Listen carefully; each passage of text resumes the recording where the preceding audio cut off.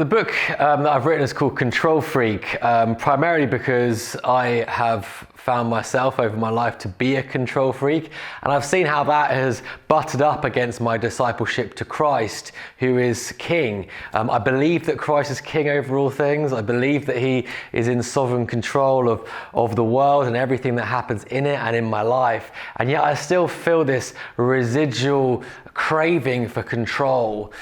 in order to feel safe in an otherwise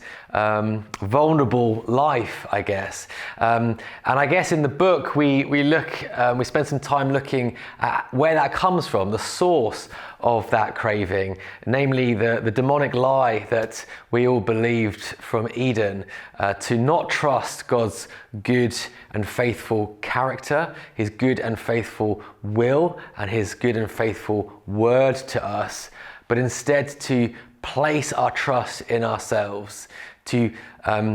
do so over a simple and childlike trust in this God who has always proven His faithfulness to us. So we have a look in the first section at where the source of the craving for control comes from, but in the middle section we look at the solution to that issue, namely Christ, the King who has come and who calls us to rest in His reign.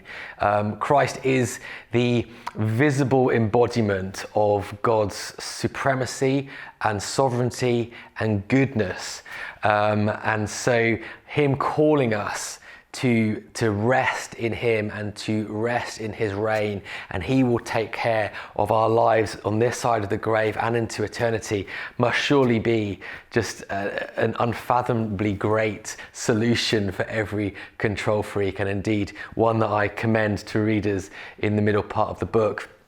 And in the last part of the book, really what I try and do is I try and draw readers' attention to what that looks like in the Christian life, how that plays out, namely how our objective rest in Christ translates to subjective rest in our experience, in our bodies, in the way that we navigate life. As control freaks, we are fretful and we are urgently kind of running around trying to spin lots of plates and make sure our predetermined outcomes come to fruition. But actually, because we've met this Christ, the King who is not only sovereign over all the universe, but has come for us and loves us, well, that translates, doesn't it, into a real subjective experience of calm and peace and rest. We look in that section at what it looks like to navigate the balance between biblical agency, like godly agency, and ungodly control.